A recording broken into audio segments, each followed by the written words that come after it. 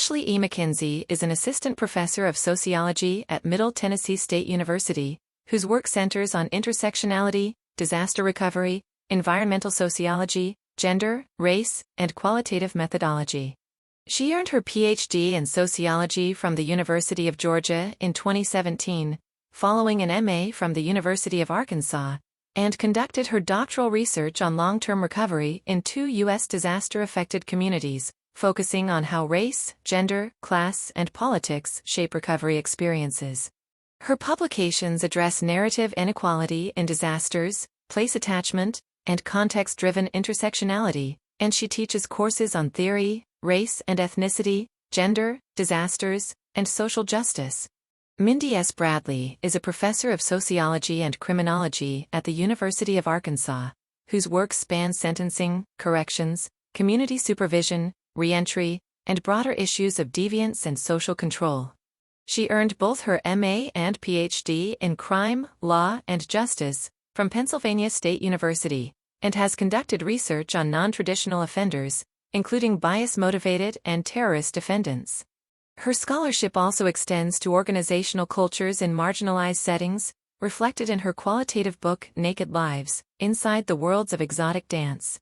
At Arkansas, she teaches courses in criminology, corrections, reentry, and research methods, while contributing to national discussions about probation and parole practices, behavioral health and justice systems, and post-incarceration outcomes. This 2013 paper, Deviance and Social Control in an Alternative Community, The Unique Case of the Rainbow Family of Living Light, looks at how the Rainbow Family of Living Light, a large, countercultural, no leaders, no rules gathering often seen as a loose group of hippies, actually maintains order and a shared identity. Using fieldwork and interviews at a 2010 national gathering in the Allegheny National Forest in Pennsylvania, the authors show that, despite claiming to be unorganized and anti-authority, the group has clear expectations about behavior, informal rules, and a hidden hierarchy based largely on who works and contributes.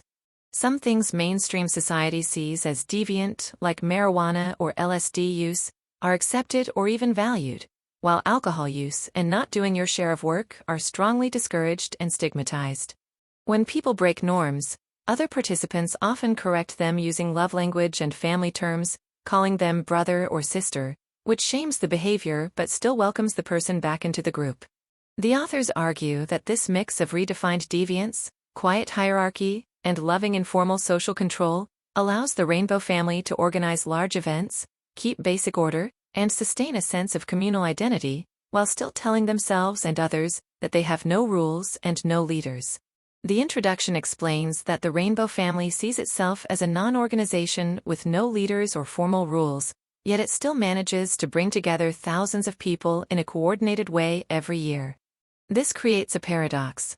How can a group that rejects authority, structure, and rules still function smoothly as a large community? The authors introduce their core questions. How does this countercultural, marginalized group create order, maintain shared norms, and build a strong collective identity while insisting it has none of the organizational features that make such coordination possible?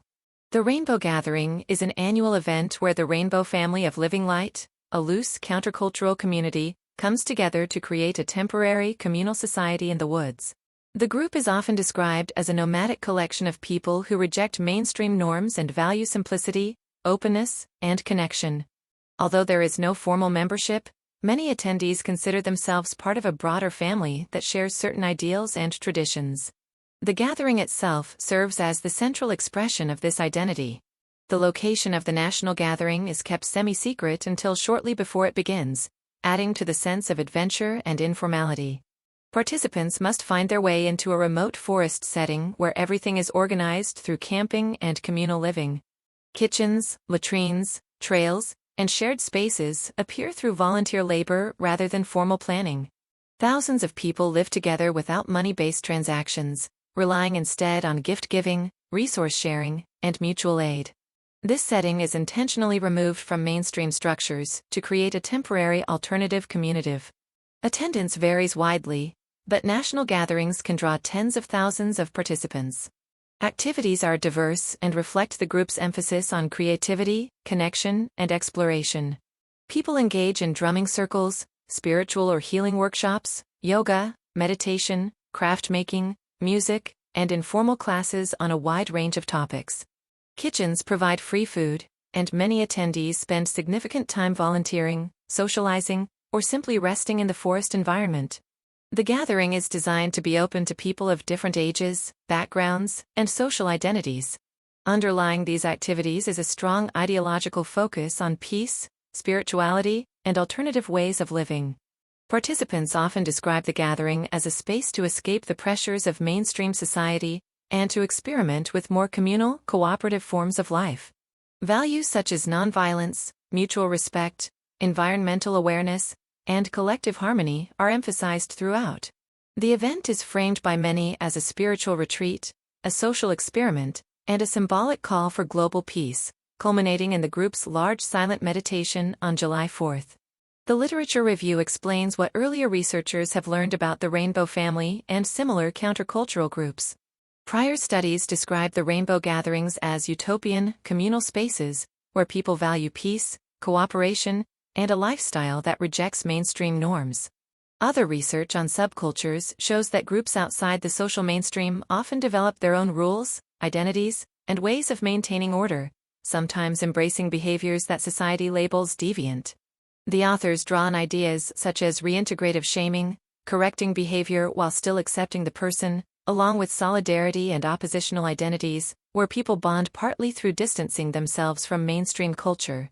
Together, this research provides the foundation for understanding how the Rainbow Family might maintain cohesion and manage behavior without formal leaders or official rules. The authors studied the Rainbow Gathering by spending 8 days living at the 2010 national event in the Allegheny National Forest, where they observed daily life, took more than 100 hours of detailed notes, and participated in activities just as other attendees did. They interviewed a wide range of participants, both newcomers and long-term members, using formal interviews as well as many casual conversations to understand different perspectives. To strengthen the accuracy of their findings, they compared their observations with online materials, videos, blogs, and official Rainbow documents, and they regularly checked interpretations with a colleague who was also present. This combination of immersion, interviews, and cross-checking allowed them to build a well-rounded understanding of how the gathering operates. In redefining deviance, the authors explain that the Rainbow Family has its own unique sense of what counts as good or bad behavior, which often differs from mainstream society. Alcohol is viewed as especially disruptive and is pushed out to a separate area called a camp, while psychedelic drugs like marijuana, mushrooms, and LSD are generally accepted or even seen as spiritually meaningful. At the same time, actions such as harming the environment or behaving inappropriately toward others are strongly discouraged.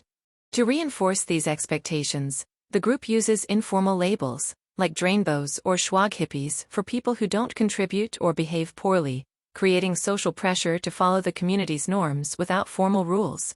Familial reintegrative shaming shows that when someone at the Rainbow Gathering breaks a norm, other participants often correct them in a gentle, family-style way using phrases like brother, sister, and I love you. Instead of attacking the person, they focus on the behavior, making it clear that the action, not the individual, is the problem. This approach lets the person feel included while still encouraging them to change what they're doing. The authors describe several real-life moments where attendees lovingly pointed out mistakes, such as drinking in the wrong area or causing conflict, and how these interactions usually led people to adjust their behavior without feeling rejected. Veiled Social Hierarchy explains that even though the Rainbow Family claims to have no leaders or hierarchy, a quiet social ranking still exists. People fall into informal tiers based on how much they contribute. Those who drink in a camp are viewed as the lowest status, bliss ninnies are people who avoid work, kitchen workers are respected for their labor, and longtime participants or elders hold the most influence. What really determines someone's place in the community is how much they help, cooking, hauling water, gathering firewood, or doing other tasks. The more someone pitches in, the more they are accepted and trusted, showing that work, not formal rules, shapes belonging and respect within the group. Redefined Agents of Social Control describes how the Rainbow Family manages problems without relying on police, whom they generally distrust and try to keep out of the gathering.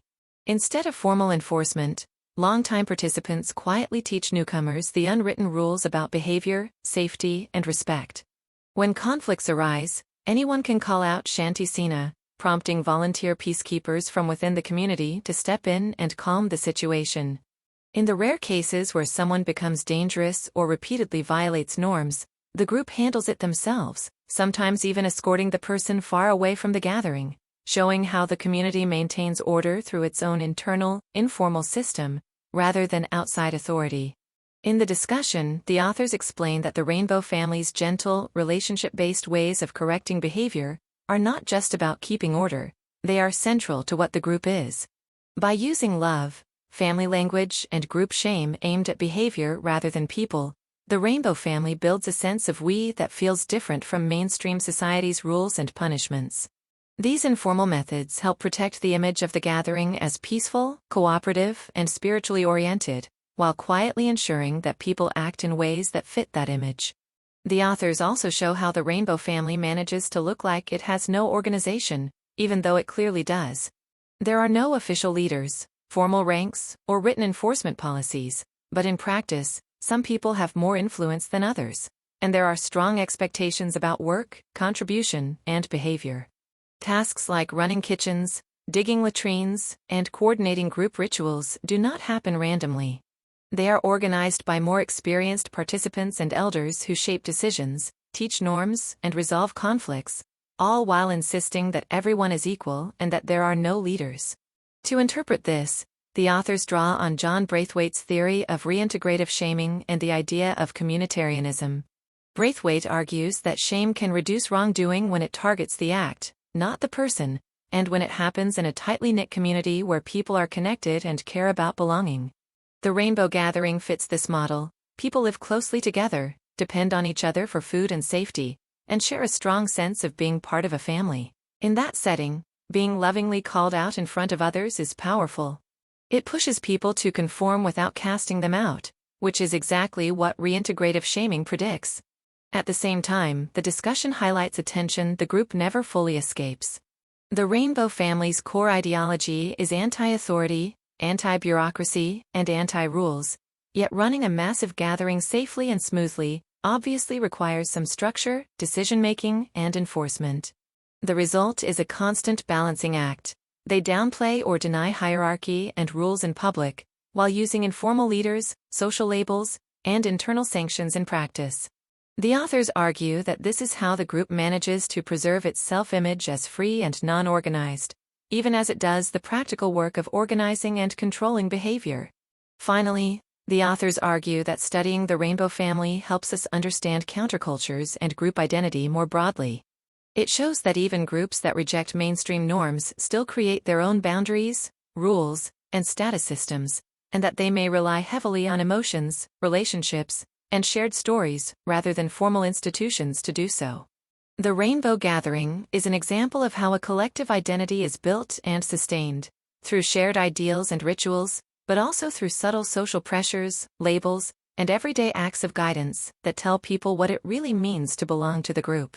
In the conclusion, the authors explain that the Rainbow family manages to solve its central paradox, claiming to have no rules or leaders while still needing order, by relying on subtle, relationship-based forms of social control rather than formal ones. Instead of laws, official punishments, or assigned authority figures, the group uses emotional connection, shared language, and community pressure to guide behavior. People correct each other gently, rely on group expectations about work and respect, and use informal peacekeeping rather than police intervention. These quiet methods allow the gathering to function smoothly while preserving the belief that it is a free, leaderless, anti-authoritarian community. The authors stress that this kind of social control is covert and relational. It operates through feelings of inclusion, belonging, and family-like bonds, rather than through commands or enforcement. Because the group frames behavior expectations in terms of love, unity, and collective identity, members rarely perceive these controls as rules at all. This approach helps the Rainbow family maintain its utopian self-image while still coordinating complex activities and resolving conflicts among thousands of participants. Finally, The author suggests that future research should explore how strongly participants carry the rainbow family's identity and norms into their everyday lives outside the gathering. It remains unclear whether people adopt these communal, anti-authoritarian values long-term or mainly perform them during the event. Studying what happens beyond the gathering could reveal how temporary communities shape personal identity, how countercultural values persist or fade, and how similar groups negotiate the challenges of organization without formal authority.